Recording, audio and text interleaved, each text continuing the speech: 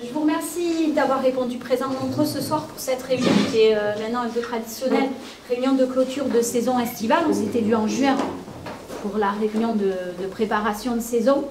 Et là, ce soir, c'est important pour nous qu'on se voit pour cette clôture parce qu'on essaie de toujours tirer le meilleur de ce qui s'est passé et de porter les améliorations nécessaires au fur et à mesure.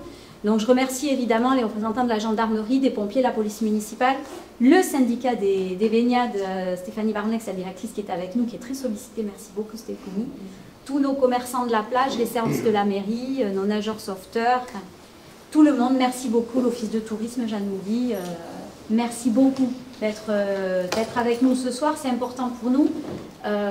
Une saison qui s'est vraiment très bien passée, mais Jérôme et Cyril le détailleront.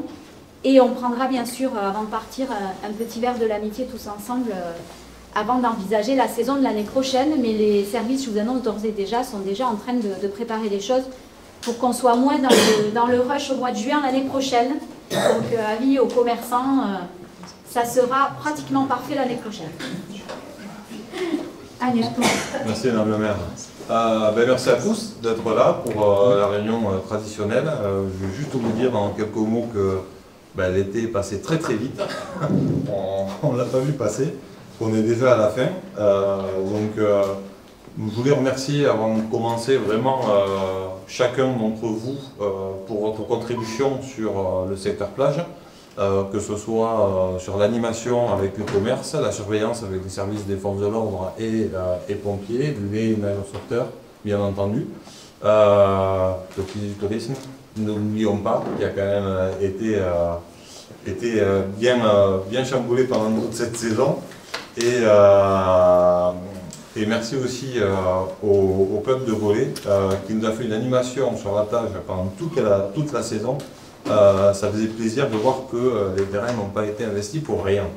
Donc voilà, vraiment merci à tous. On y reviendra un petit peu plus tard avec Cyril sur la fin.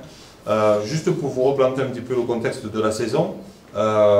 Cette saison, en fait, elle a été exceptionnelle sur un facteur qui a été la météo. On est évidemment du juin, juillet, août, qui étaient quand même les plus chauds qu'on ait jamais connus jusqu'ici. Et une affluence sur le secteur plage qui a été aussi beaucoup plus importante que les années précédentes, pour la simple et bonne raison que le camping Sandaïa a réouvert. Donc ça nous a permis de récupérer en même temps du passage des clients sans avoir la contrainte en plus du stationnement. Donc ça, c'était un aspect positif. Je pense que ça fait Donc ce que je vous propose, c'est de faire un bilan donc, sur la station balnéaire donc, à l'Élysée. Ensuite, on verra donc, les nouveaux aménagements de la plage et notamment un petit clin d'œil à tous nos nouveaux commerces. Un point sur la fréquentation et on terminera pour le rappel de tout ce qui s'est passé en animation pendant la saison. Jean, parole est à Jérôme. Alors, comme vous le savez, actuellement, notre station balnéaire, elle détient un label, notamment, qui est celui de qualité tourisme. Ce label est en train de changer pour le label qui va s'appeler Destination Excellence. Et ce label, Destination Excellence, on va devoir le travailler en 2026. Et il sera valable à la fois pour le camping municipal et à la fois pour le poste de secours. Parallèlement à ça, donc la ville est toujours détentrice du label commune touristique, encore pour 5 années, n'est-ce pas? Et toujours dans la partie label, nous adhérons toujours à cette démarche de qualité des eaux de baignade sur lesquelles, depuis plusieurs années, la qualité est de façon générale déclarée bonne, voire très bonne, en fonction des périodes d'analyse. Voilà sur la partie label. Je tenais à rajouter justement, j'en profite encore une fois, je regarde Jérôme, l'aide de l'Office de tourisme, de cette démarche qu'on a entamée pour la labellisation Destination Excellence, qui est relativement importante en termes d'aura de la commune, puisqu'elle demande un accompagnement de land attractivité, qui est donc tout l'organe landais qui permet de mettre en avant les capacités touristiques d'une commune en appui de l'Office de tourisme. Donc c'est grâce à ces deux organismes qu'on va aller chercher ce label Destination Excellence pour 2026. Voilà, j'en ai fini sur la partie label. Au niveau des aménagements de la plage, donc en fait, sur la dernière année, avancer de diapo s'il te plaît. Donc vous vous souvenez, hein, la nouvelle configuration de la SAGE a été quand même beaucoup... non, on avait soutenu. Pardon. A été très impacté, on va dire, par les travaux. Aujourd'hui, on a une grande surface naturelle qui nous permet à la fois de faire des réanimations estivales avec notamment, on disait tout à l'heure, des terrains de beach volley, mais aussi l'implantation de nouveaux commerces. Et on y vient tout de suite par rapport aux nouveaux aménagements et aux nouveaux commerces. On a accueilli cette année, pour la première année, la cabane, qui nous a fait une saison exceptionnelle, en tout cas tant sur la qualité des matériaux, sur la qualité de restauration. Donc merci à vous pour cette première année. C'était chouette de travailler avec vous. J'espère que vous parlerez tout à l'heure, vous donnerez la parole sur le bilan de la saison. Mais j'espère que vous serez là les années à venir. On a également la sculpterie qui est venue et on a un petit nouveau aussi, mais qui n'est pas si nouveau que ça, qui s'appelle King Food, qui avant était inclus au Paradise et qui aujourd'hui a un vol de ses propres ailes et qui a fait une saison aussi exceptionnelle. Donc merci à eux de nous avoir fait confiance et merci à eux pour la qualité d'implantation. Alors la nouvelle plage, c'est aussi de nouveaux aménagements, on l'a déjà dit, de nouveaux aménagements en termes de transport, de parking relais. Ça, vous connaissez toujours la navette gratuite, 7 jours sur 7.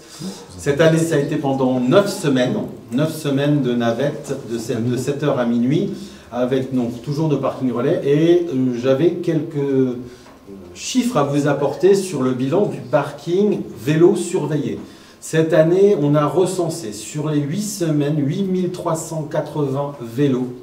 C'est énorme. Avec une hausse de plus de, alors vous n'avez pas les chiffres dessous, mais je les ai eus, plus de 32% de hausse par rapport à l'an dernier de vélos surveillés. Ce qui veut dire que techniquement, si on extrapole avec les chiffres que eux m'ont donnés sous le manteau par rapport aux vélos qu'ils comptaient, qui n'étaient pas surveillés, c'est-à-dire ceux qu'ils voyaient quand ils arrivaient sur le site, on était à plus de 12 000 vélos. Hein, on parle bien de 12 000 vélos. La nouvelle statistique qui est très importante et très intéressante dans le changement des mentalités, c'est ce qu'on appelle la valeur moyenne de vélo par check-in. Le check-in, vous savez, c'est, voilà, pour les gens qui ne savent pas, c'est qu'on arrive, on check, comme dans un hôtel, et on rentre. Là, il y avait un check-in, un passage d'entrée par famille. Ce qui veut dire qu'aujourd'hui, le check-in d'avant était à peu près à 1,2 vélos en moyenne sur l'été. On se retrouve aujourd'hui avec un check-in à 2,232 vélos. On va dire 3 vélos en moyenne. Voilà. En gros, les gens ont pris carrément l'habitude de pouvoir se déplacer à vélo et de venir sur la plage Ondre-Océan en famille à vélo. Donc le changement des mobilités douces est un pari en fait qui se réussit. Avec les pics de fréquentation 15-17 et 16-18. Vous voulez rajouter quelque chose? Non, juste rajouter que, je l'avais déjà dit, mais l'an dernier, avec des chiffres qui étaient donc 32% inférieurs, on faisait déjà partie des deux plus gros consommateurs de vélo, enfin en tout cas des deux plages les plus fréquentées pour ce service-là, avec Tarnos. Tarnos et Ombre étaient les deux plages les plus fréquentées devant Biarritz, Anglet et Bigard. Donc c'est dire que c'est vraiment un service, c'est ce qui a permis qu'on maintienne le service. Et là, on espère que ça sera maintenu et télévisé à l'avenir, mais avec des chiffres comme ça, effectivement, ça va nous permettre à nous de monter au créneau plus facilement au syndicat des mobilités pour obtenir la pérennisation du service. Alors on passe ensuite à cette fameuse équipe. Donc l'équipe des nageurs sauveteurs, donc, qui est mise au départ Timothée Hervé, adjoint chef de poste, Axel Morin, adjoint chef de poste, et Timothée Psygoda, qui est chef de poste. Une équipe de nageurs sauveteurs compétente et reconnue, 100% civile et recrutée localement, habituée et rompue aux conditions particulières de l'exercice sur notre plage. À compter d'octobre 2025, la surveillance de la plage est étendue à l'année en partenariat avec le SMGTN. Concernant la fréquentation de la plage, en fait, les conditions météo, tout d'abord, je le disais tout à l'heure, on a eu une saison qui a été marquée par des chaleurs assez précoces et importantes dès le mois de mai. Et donc le mois de juin était déjà assez chaud, très sec. Le mois de juillet a connu un début de mois pareil caniculaire, puis ensuite on a eu quelques épisodes orageux qui sont arrivés en août. On a toujours eu très beau temps, hein, puisqu'on a enregistré nos pics de chaleur. Et par contre, début septembre, c'est la dégringolade, puisque là, on a les conditions qui sont un peu adoucies, les températures qui sont plus trop, on va dire, favorables, on va dire, pour l'activité du secteur plage. Concernant l'impact sur le public, la météo, ben forcément, elle a favorisé quand même la fréquentation du secteur plage, que ce soit en journée, mais aussi en soirée. Et on voit bien que c'est une plage aujourd'hui qui plaît et qui attire énormément de monde. La sécheresse elle nous a un peu contraints quand même, et alors je dis nous, mais je devrais dire tous les services, qui ont dû faire face à un entretien, on va dire, très ciblé de tout ce qui est espace public, tout ce qui est forêt, avec les épisodes caniculaires qu'on a connus.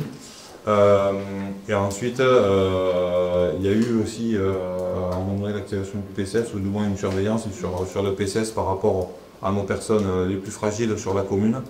En tout cas, globalement, ce qu'on peut dire, c'est que la saison a été, grâce au facteur météo, plutôt réussie, qui a permis notamment aux commerces d'exprimer tout leur potentiel. Et une fois de plus, merci à eux, parce que c'est eux qui font quand même le succès de cette plage. Les tendances, comme je le disais, elles sont a priori donc plutôt à la hausse au niveau du chiffre d'affaires des commerçants. On leur donnera la parole tout à l'heure pour que vous puissiez vous exprimer là-dessus. En tout cas, ce qu'on voyait, c'est que le soir, les terrasses faisaient le plein, mais pas forcément que quand il y avait les concerts, donc ça c'était quand même agréable à voir. Et globalement, le ticket moyen est en baisse du midi, mais par contre, il y a une hausse le soir, donc c'est plutôt bien. Et on retrouve ce que je vous disais en début de réunion, l'effet nouveau camping avec le Sandaïa qui vient d'ouvrir ses portes après 3 saisons de fermeture. Donc la surveillance de la baignade. Donc cette année, on a pu, comme vous voyez la photo, avoir le journaliste de BFM TV qui a fait un reportage sur le plus jeune sauveteur de France, qui n'est pas là, donc il a 17 ans, qui s'appelle Yanis, et du coup qui a été émancipé, qui a pu permettre de commencer la saison à 17 ans pour la finir donc à 18 avant minutes de la saison. Donc les conditions météorologiques extrêmes, chaleur prolongée, mais souvent mer agitée, baïnes nombreuses, une surveillance quotidienne pédagogique auprès du public, intervention préventive et permanente. Leur engagement a permis d'éviter de nombreux drames et en assurant une sécurité collective sur le littoral très fréquenté. Nombreux records d'énitreuillage cet été, preuve de dangerosité exceptionnelle de la mer et de l'importance des secours aériens en renfort. Multiplication des interventions liées aux baïnes et au courant, principalement cause des mises en difficulté des baigneurs. Une aide aux baigneurs, donc il y en a eu 54, intervention stade 1, il y en a eu une centaine, intervention stade 2, 1, des petits soins 52, des physalis 25, des malaises, il y en a eu 6, trauma 4, évacuation 6, et des actions, 8, pardon, et des actions de prévention, donc tout ce qui est la dune, les chiens, etc. Il y en a eu 4079. Quand on dit nombre des records, c'est parce qu'en début de saison, on a eu un groupe. Oui, c'est pour ça. D'habitude, on n'a pratiquement jamais d'hélico. L'hélicoptère nous a mis 2-3 fois. Hein. Donc une fois, vous êtes parti 100 personnes. Tout à fait. Voilà. Donc, pas des déclics. Pas vu tout de suite. Pour terminer, je vais juste rapidement vous parler un petit peu des manifestations. Donc cet été, en fait, la ville a été animée comme chaque année, vraiment un peu partout. On a eu des vaches frandaises donc derrière le stade comme d'habitude. Le marché du Cos, cette année, on fait l'expérimentation de se placer sur la place Richard Feuillet et on rencontrait un vif succès tant en nombre de commerçants qu'en nombre de clients. Après, c'est eux qui diront s'ils veulent le maintenir à cet emplacement ou pas.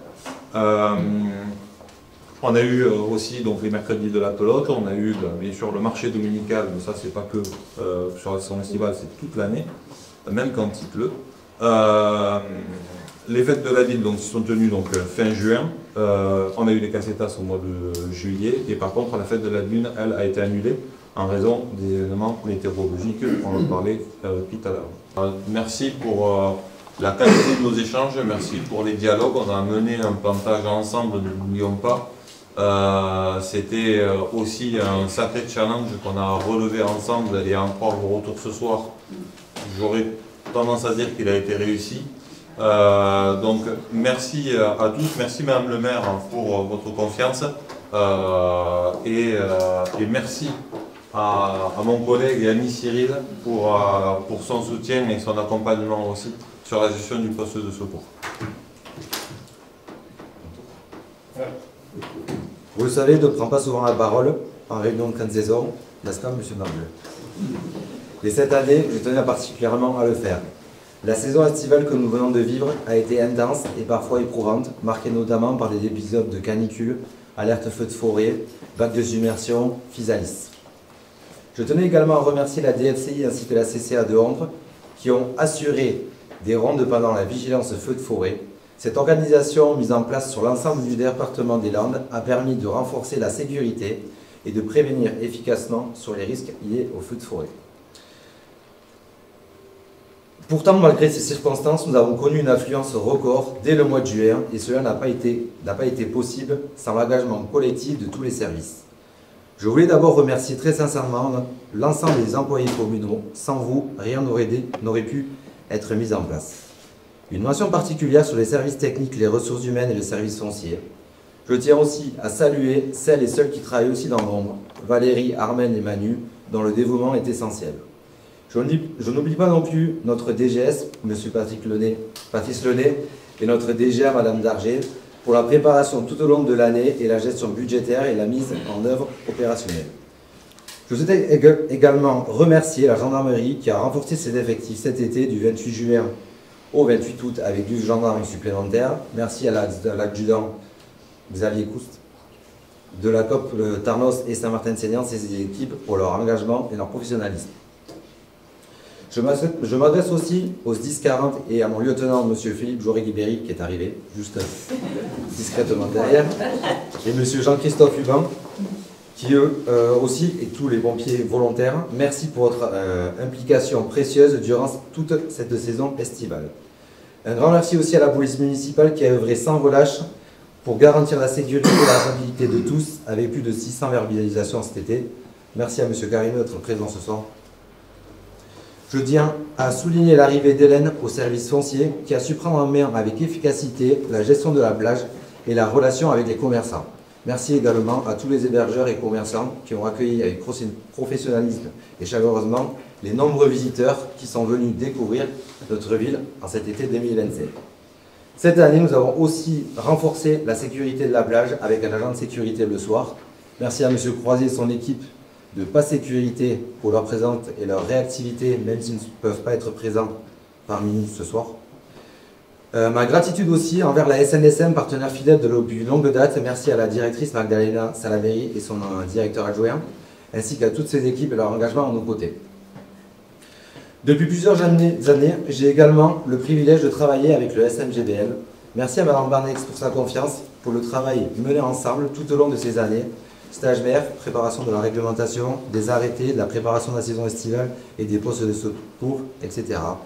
Et aussi avec grande fierté de faire intégrer les NSXL en version 2025, donc j'ai pu participer au recrutement et à la préparation unique en Europe. Enfin, je tiens à saluer les nageurs sauveteurs qui ont assuré la sécurité sur notre plage du 14 juin au 14 septembre. Merci à Timothée Hervé, Timothée Psigoda et Axel Laurent, les responsables du poste, ainsi qu'à toute l'équipe, pour leur vigilance et leur professionnalisme. Grâce à vous, Hondres-Océan est resté une plage sûre, malgré des fortes vagues et des aléas climatiques. Je vous fais une promesse, en 2026, vous aurez la fibre et le Wi-Fi. Je tenais également à remercier Madame Dubos-Christelle, adjointe au maire de la mairie de Labenne, qui n'a pas pu être présente ce soir, pour notre collaboration étroite tout le long de l'année. Ensemble, nous avons pu créer un véritable esprit d'équipe entre le poste de Hondres et le poste de Labenne. Merci également aux équipes de Labenne qui ouvrent avant la saison le poste de secours, qui sont déjà intervenus chez nous pendant que la période était fermée. Enfin, je voulais remercier chaleureusement nos commerçants et hébergeurs qui participent chaque année à cette dynamique estivale et bien sûr tous nos visiteurs, venus nombreux et partager la richesse et la convivialité de notre ville. Sans vous, l'été n'aurait pas été n'aurait pas la même saveur. Je souhaite aussi adresser un remerciement personnel à Jérôme Noble. Depuis plusieurs années, nous travaillons main dans la main au sein de la commission. Merci Jérôme pour ta confiance et ton engagement. Je suis très heureux de poursuivre ce chemin à tes côtés. Enfin, merci à l'ensemble des élus et particulièrement à Madame le maire pour votre confiance et votre soutien constant. C'est grâce à vous que cette saison estivale a pu se dérouler dans les meilleures conditions. Cette saison 2025 restera dans nos mémoires comme une réussite collective. Elle nous donne confiance et énergie pour préparer déjà l'été prochain avec encore plus de projets, d'innovation et de convivialité.